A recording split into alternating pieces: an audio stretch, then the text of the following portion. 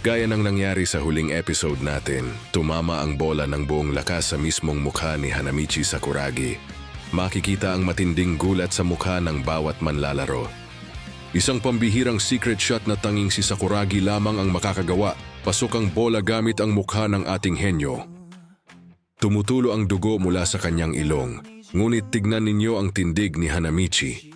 Nakangisi pa ang ating henyo at ipinagmamalaking tinawag itong face shot.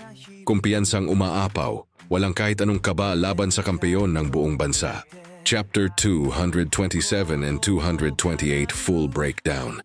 Sa halip na mainis, sumakay si Ryota Miyagi sa kalokohan. Ipinagmalaki nilang pinlano ang assist na mula sa block na iyon. Dito ipinapakita ang husay ng Shohoku sa mind games. Mapapansin ang labis na pagkabigla ng mga manlalaro ng Sano. Hindi nila mabasa ang pag-iisip ng kalaban. Umaalingaw-ngaw ang halakhakan ng buong madla. Pansamantalang pinalabas si Sakuragi para gamutin ang pagdurugo. Ngunit hindi kumpleto ang laro kung walang bangayan ng dalawang ace. Iniisip ni Sawakita na kung talagang planado nga nila ang lahat pero isang malutong na gunggong ang malamig na salita ni Rukawa na lalong nagpaapoy sa asaran. Isang napakagandang pahina na nagpapakita sa reaksyon ni Haruko at ng mga taga-suporta. Ramdam nila ang unti-unting paglipat ng momentum patungo sa Shohoku. Ang hangin sa loob ng arena ay nagbabago, buhay na buhay ang kanilang pag-asa. Tignan ninyo ang tindi ng fighting for position. Pinipwersa ng Sano player na si Nobe, si Kakuta papalabas ng ilalim. Ramdam ni Kakuta ang pambihirang pisikal na lakas ng power forward ng Sano. Isang tahimik ngunit nakakapagod na digmaan sa pagkuha ng magandang pwesto para sa rebound. Tapos na ang pagdurugo at handa nang bumalik si Hanamichi sa ibabaw ng court. Umuugong ang paligid, kinikilala na ba ng mga manunood ang kanyang pambihirang talento at presensya? Pero nagpaliwanag si Yasuda, hindi si Hanamichi ang hinihiyawan ng mga manunood. Heto na ang rurok ng kapanapanabik na aksyon. Kaede Rukawa laban kay AG Sawakita, isang matinding one-on-one isolation. Ang tindig nila ay seryosong-seryoso, nag-aantay kung sino ang unang kukurap sa sagupaang ito. Natahimik ang lahat, nakatutok ang mga lente ng kamera. Alam ng buong madla at ng magkabilang bench na ang susunod na mangyayari sa possession na ito ay maaaring magdikta ng magiging takbo ng buong laro. Isang purong obra maestra sa sining ng paglalarawan. Ipinokus ang lente sa mga mata ni Rukawa at Sawakita. Ang seryosong paningin ni Sawakita ay biglang nagbago.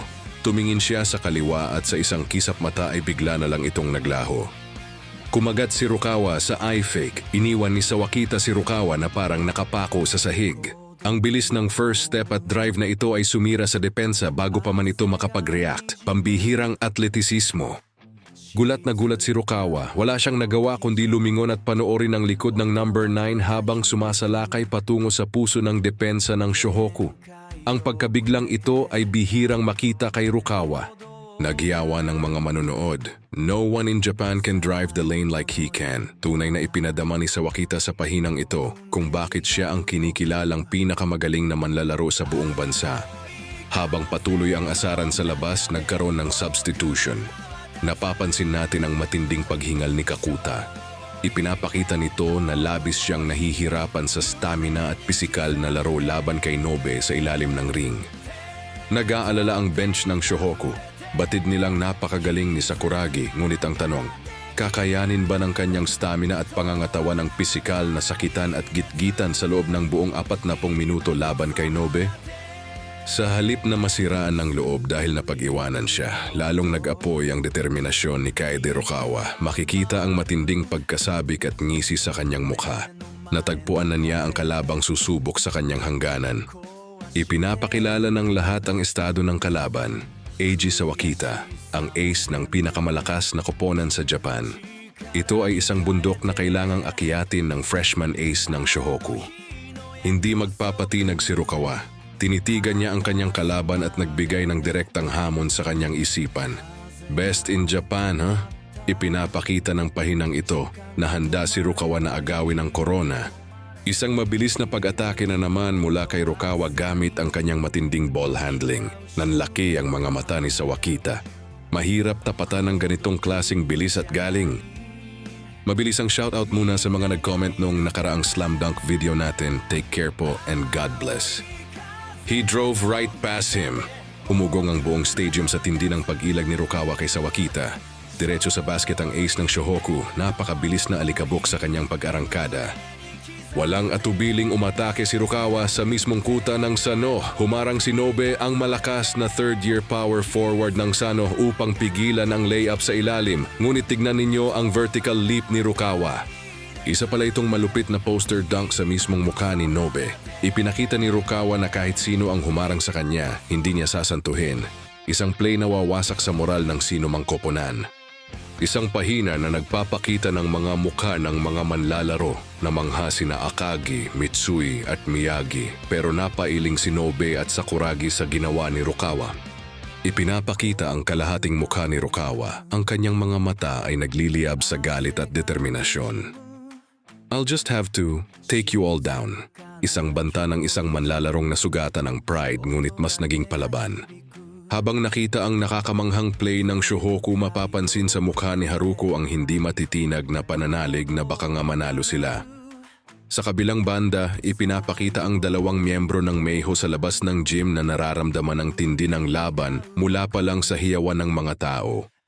Dumating na ang ace ng Meiho na si Morishige at ang coach nila sa bungad ng arena. Nagugulat sa napakalakas na ugong na tinawag na palatandaan ng popularidad ng Sano Dynasty.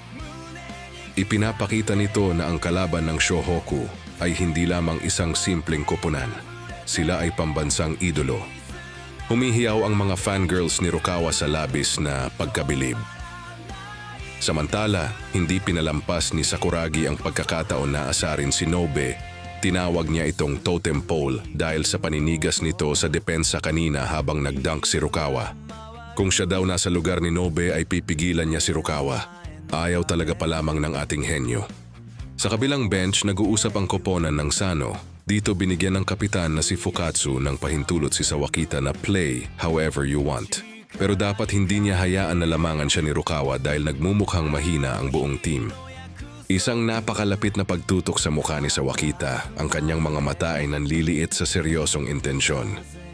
Because now you're making me play for real. Mga idol, kung nakakatakot siya kanina, ano pa kaya ngayon na magseseryoso na siya?